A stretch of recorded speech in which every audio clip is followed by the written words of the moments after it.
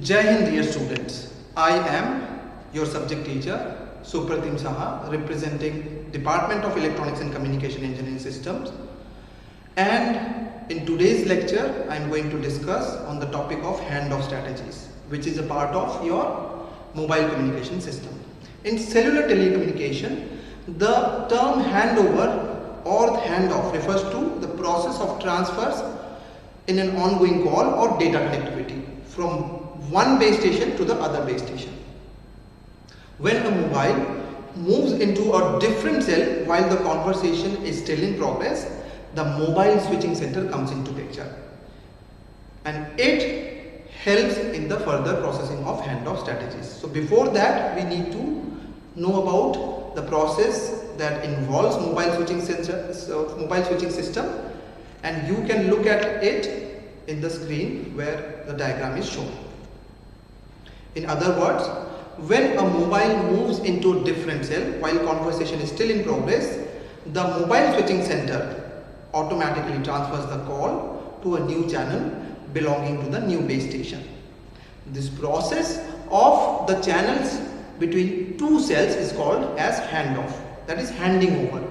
These handoff strategies in mobile communication not only involves identifying a new base station, but also requires that the voice and control signals be allocated different channels associated with the new base station. Now, this particular thing and technology includes mobile and wireless communication systems on various handoff strategies in mobile communication system. Okay, so we are coming back to handoff strategies. So processing handoff is an important task in any cellular radio system. Handoff must be performed successfully and as infrequently as possible. That means we should not hamper the ongoing process of the call. We should be least bothered about hampering the ongoing process of the call, and it will be done only when necessary. In order to meet these requirements, the system designer must specify an optimum signal at which to initiate a handoff. That means the system will know when to initiate a handoff.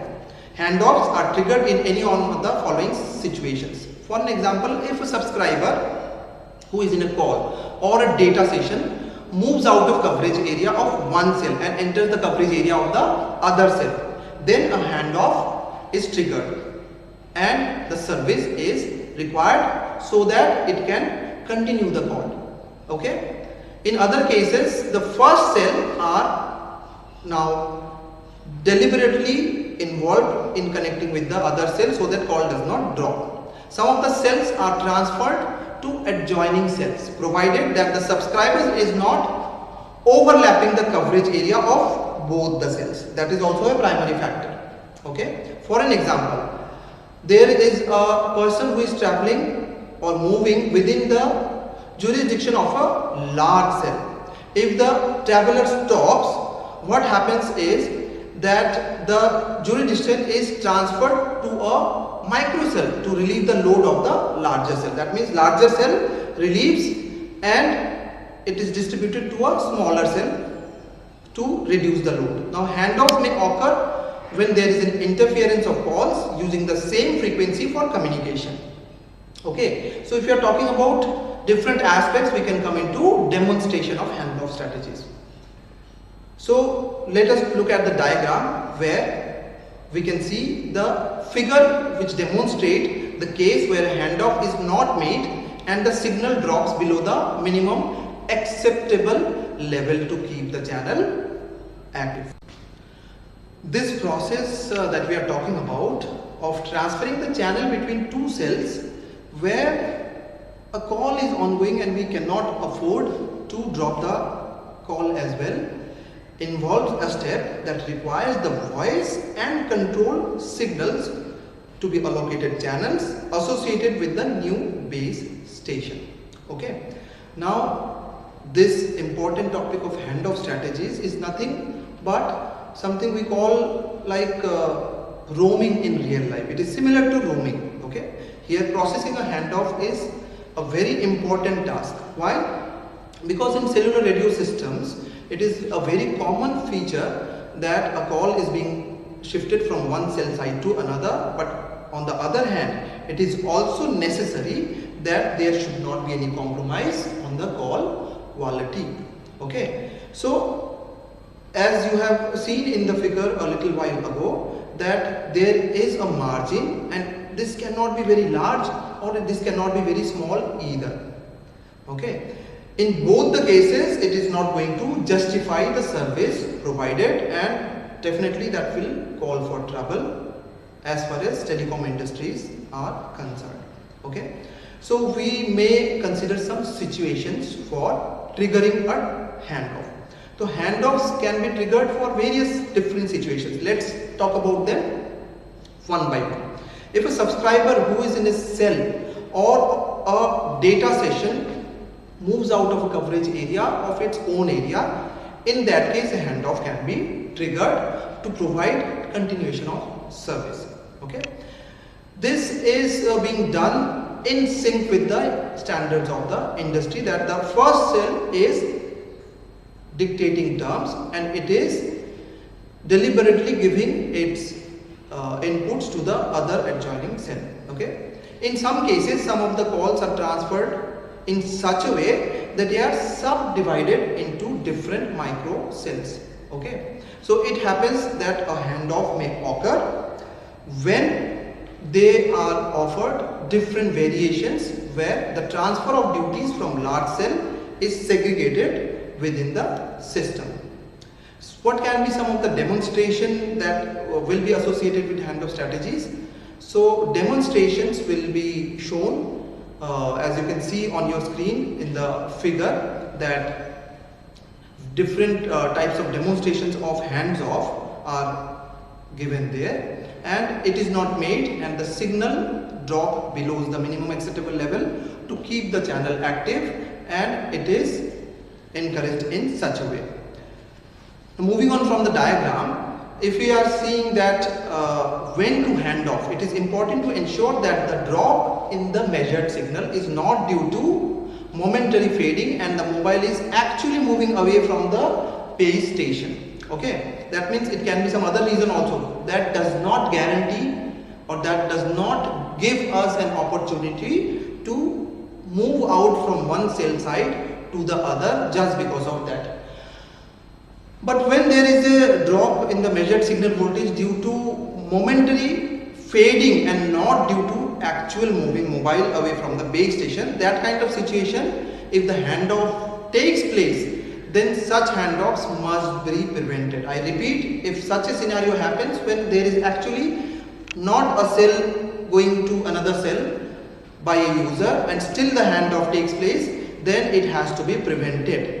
And how it can be prevented is the next thing that we are going to discuss now. Now we are going to discuss about factors on which hands-off depends. So what happens if hands-off does not trigger automatically? There must be some reasons for which it triggers. Let us discuss about those. The time taken in deciding about the handoff depends on various factors. For an example, transmitted signal strength.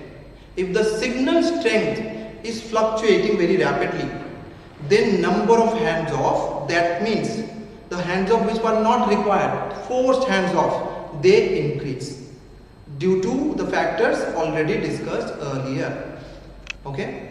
Second point, if the user is moving through a vehicle and the vehicle speed is very much, so the second factor is vehicle speed.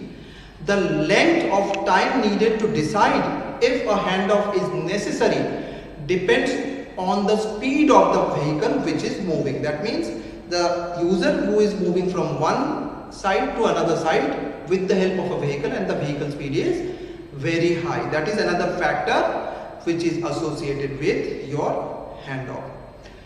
If the slope of the short-term average received signal in a given time interval is steep, then the handoff should be made quickly. That means the slope of the short-term averages of the signals which is received, if it is very high, then handoff is needed very urgently. That is another deciding factor. Okay. The time over which a cell or a call can be maintained with the help of a cell without handoff is called as dwell time. I repeat, a dwell time is nothing but the time over which a cell manages or maintains a call without the handoff is called a dwell time. This time is dependent on various factors like propagation, interference, distance between various other parameters which are affecting the system. Okay. Now, handoff is a strategy that we have all discussed till now. It must ensure that the drop in the measured signal is not due to momentary fading. Okay. This is also a similar thing that we have discussed a little while ago. And mobile should actually be requiring handoff strategies at that moment of time. So this is a very important factor that we need to consider about handoff strategies. Other important parameters of mobile handoff strategies include running average measurement. What is running of average measurement? It is nothing but the average measurement of a signal strength which should be optimized so that unnecessary handoffs are avoided. For an example, it is not like that suddenly the value starts fluctuating and we go for a handoff, and later on we discover that the handoff might have been avoided. So deciding factors, as we have discussed earlier, was the vehicle which is moving. It has steep short-term average for which the handoff should be made quickly. The speed can be eliminated from the statistics of these received signals or short-term fading signal at the base station. That means it is possible to eliminate this problem of short-term fading which confuses the system by using this strategy at the base station.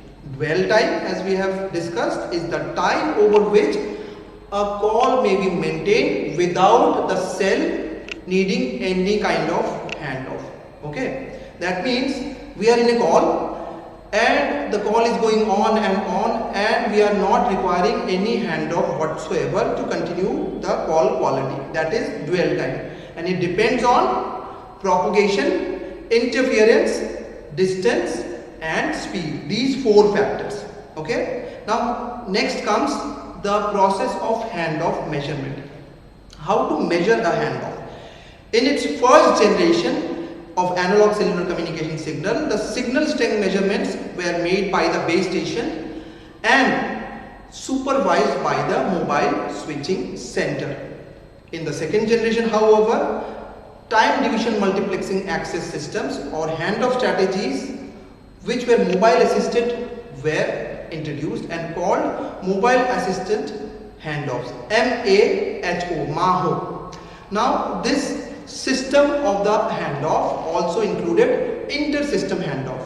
If a mobile moves from one cellular system to a different cellular system and it is controlled by a different mobile switching center, then this kind of scenario came. Okay. Now handoff requests while moving to a new call is very important.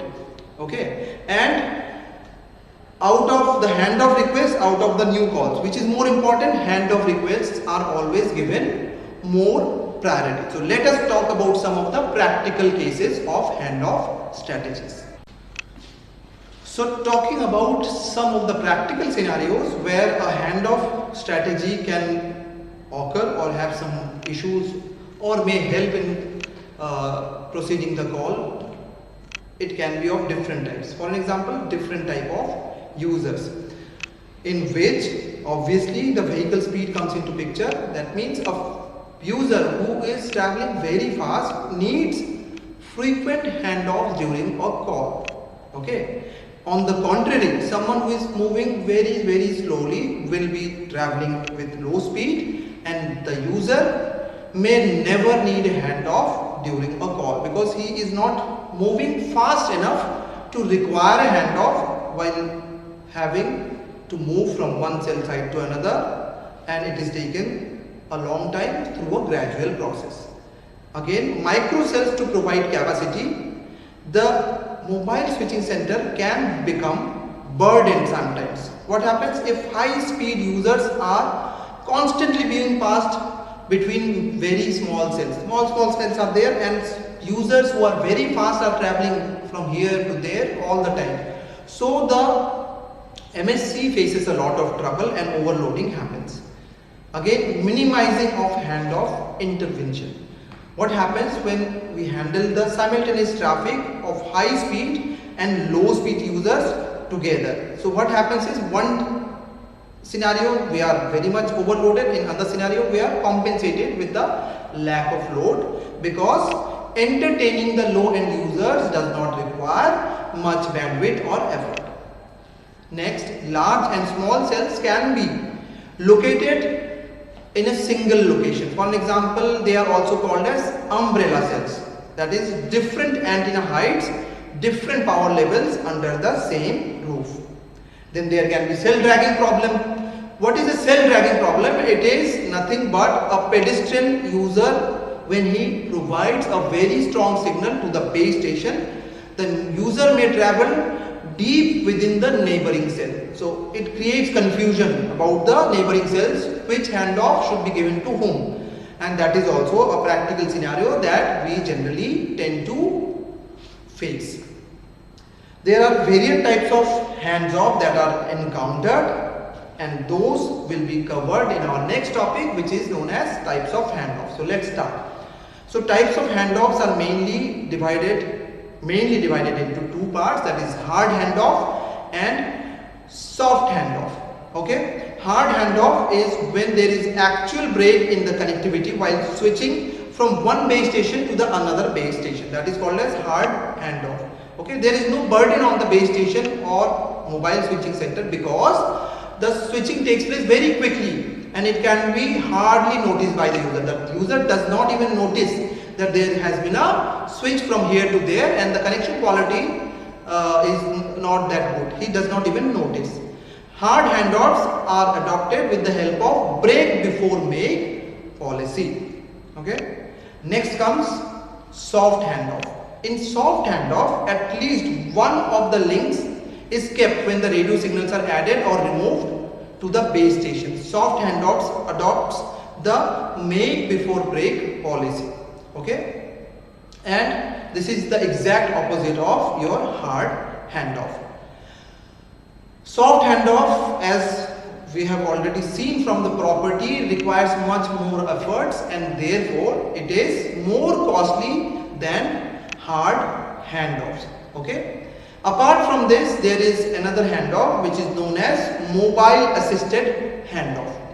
Now, mobile assisted handoffs that we named as MAHO or MAHO is a technique in which the mobile devices assist the base station controller, which is known as BSC, to transfer a call to another BSC, that is another base station controller. It is used in GSM cellular networks. In other systems like AMPS, a handoff solely does this job of the BSC and the mobile switching center MSC. Okay. So without any participation of the mobile device, this can be made possible. However, in GSM network, that is in GSM system, when a mobile station is not using the time slot for communicating or talking purpose, it measures signal quality to the nearby BSC and sends this information to the BSC. The BSC performs handoff according to this information. Okay, so what we see is that there are different scenarios where hard handoff takes place. There are different scenarios where soft handoff takes place, and in both these cases, one deals with break before make policy, the other one deals with make before break policy. And soft handoff is generally a little bit challenging compared to hard handoff, and as a result, it is not a wonder that it is more costlier compared to a hard handoff system. Then we also talked about MAHO. Now we will be gathering information and moving towards next segment, which is knowing about various interferences associated your handoff strategies in mobile communication systems. So here we are discussing about some of the issues of handoff strategies that we encounter. Okay, so some of the issues obviously deal with interferences, that is another mobile is there in the same call. There can be scenario where a call is in progress in the neighboring cell. Even that is going to create a lot of problems, because what happens is that all of these things are going together adjacent to each other, and it is very much possible that it creates an interference or call issues. Other base stations operating in the same frequency band, that is another problem that can be faced in case of this handoff strategy. That is, other base stations are there, not maybe in the same vicinity but working in the same frequency band, and that will definitely create some of the issues which is handled with the help of handoff strategies. Okay, non-cellular system level energy that takes place within the cellular frequency band. So those things which are not associated with cellular systems energy may also interfere and make the calls problematic. Okay, two major cellular interferences are co-channel interference and adjacent channel interference. Okay, these are some of the basic parameters and interferences that is generally creating problems and issues even at the time of handoff strategies. Okay, one of the most important building blocks of cellular communication is mobility. That means which refers to providing users with the freedom of movement while they are still connected to a network.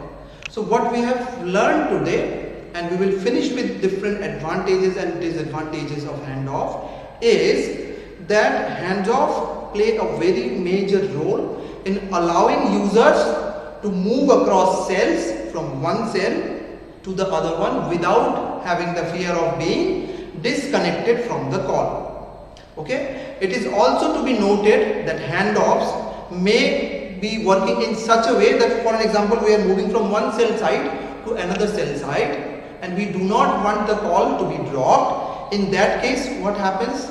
That handoff strategies with the help of soft handoff or hard handoff and some other smaller handoffs are also there. With the help of those, they provide us this opportunity that we keep on talking and the call or data transfer does not stop or gets interfered, and we are able to finish the process smoothly. So apart from soft handoff, which is rivaled by the hard handoff, there are different kinds of handoffs. That is forced handoff, as the name suggests. It is due to the reason where forcefully handoffs are deployed.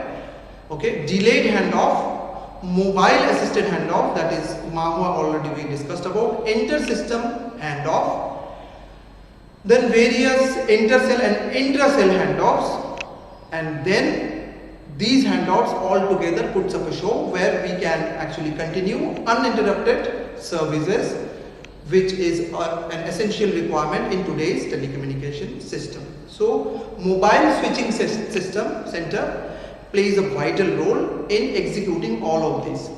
Okay, some of the advantages if we are talking about this system includes, it provides better quality assurance as the channel is always on standby in case of power loss in any other channel. That means if there are opportunities or occasions where there is a power failure in some of the stations or services, still the call will not get dropped because there will be someone else to take care of it and the switching will be done.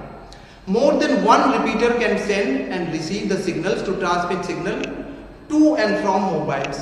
Okay, so it increases the transfer speed. That means repeaters are generally using a method where they catapult a signal one by one so that the speed is improved, and more than one repeaters does the purpose doubly well. Okay, delay is very low. Okay, that is another thing that we need to consider. The delay process is very low in case of handoffs. Okay, soft handoffs lead to an increase in the signal to interference ratio. That means signal to interference ratio means interference we can take it as noise. Okay, so we can know that signal by noise noise should be smaller, so the overall signal will be improved, and this ensures there is no or very little performance loss.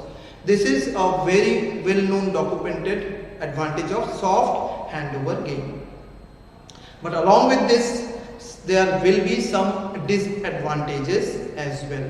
Okay, for an example, only supported systems for handoffs as of the technology that we are studying right now, that mobile technology, CDMA, WCDMA, code division multiple access, they are associated. They are very costly to implement than the hard handoff, and this definitely is a problem. What are some of the uses that we can encounter? The soft handoffs are generally used in mobile switches that employ the code division multiple access system and it is associated services, which provides us a unique opportunity to get involved in the system, move from one cell site to another without having the trouble to lose the signals in any matter of moment. And sometimes the switching happens so frequently that the user will not be able to detect even that the signal was lost momentarily. So these are some of the main parameters that are associated with our handoff strategies and handoff strategies signals. We can get a quick recap of what we have studied today in handoff strategies in mobile communication systems. So as we have discussed, the handoff strategies were mainly evolved in order to help users from not losing connection while talking continuously and traveling from one cell site to the other. This in turn gave rise to various parameters like different kinds of handoffs with the help of BSCs and mobile switching centers, which slowly but surely ensured that we were able to develop newer systems and came to know about the priority of the calls. And the priority is a handoff is always given more priority than a new call. Different kinds of handoff strategies we have already discussed. For an example, soft handoffs, hard handoffs, and apart from these two main handoffs, we have also talked about mobile associated handoffs, MAHO, and forced handoffs and delayed handoffs, and so on. Let us talk about the advantages and disadvantages of some of the secondary handoffs, starting with forced handoff. To finish it all, a forced handoff can occur in two ways, either by forcing a handoff to occur or forcibly preventing a handoff that we suppose can happen. This could be done when the number of users exceeds the capacity of the network. Some of the advantages that we are having is that in forced handoff, that it helps in mobility management by controlling which devices are to remain connected. Prevents the network from the threat of being down due to congestion. That means we never lose connectivity with forced handoffs. Some disadvantages are that increased chances of high latency, and some of the times calls can be dropped as well in order to maintain the correct calls. So where they are generally used for security and surveillance purposes, where the dependability is actually more. Next comes the delayed handoff, another secondary handoff strategy system that we are concentrating on. Here the BTS is available to accept the transfer. In such a case, the cell generally continues until the signal strength reaches a certain threshold. Some of the advantages are it helps in handling the calls more adequately, but it also comes with a disadvantage, that is the quality of the calls can actually be compromised. And the calls as a reason of that may get dropped. So where they are used, they are generally used in places where dead spots are there. Areas where there is no other network coverage are quite common, and therefore these are used in those places. Next secondary handoff that we are going to discuss is mobile assisted handoff, that some of the things we have already discussed. Now what are its advantages? We will finish it up in the last few minutes of this lecture with the advantages of these secondary handoffs, that is reduced handoff time, as the device is responsible for facilitating the handoff. This is one of the major advantages of MAHO. Reduced traffic at the base station, that is BSC or MSC, mobile switching center, as the decision to switch is taken by the mobile switching system, and as a result it is suitable when handoffs are very frequent. So they are used when lot of handoffs are taking place one by one. These are the places where mobile assisted handoffs are very much used. So where are they giving us disadvantage? They provide a lot of added load on the processor, and as a result of signal strength in the nearby BTS. They are generally used in GSM devices which are based on time division multiple access technique. Next, talking about inter-system handoffs. So inter-system handoffs, they come into play when the user moves from one network that is under the jurisdiction of a mobile switching center to another. During this handoff, the call is transferred to the destination MSC, which further tries to allocate a specific handoff in the cell when the user is present. So it is also having some advantages. Let's discuss that. Advantages include facilities roaming and preserves the mobility promise of cellular networks. That means it facilitates the roaming system and preserves the mobility promise, that it actually a hallmark of cellular networks. Some of the disadvantages include that it is only possible if the two mobile switching centers are compatible and have the necessary software that can facilitate this handoff. So where they are used, they are generally used in inter-system handoff, and they are used when the user moves from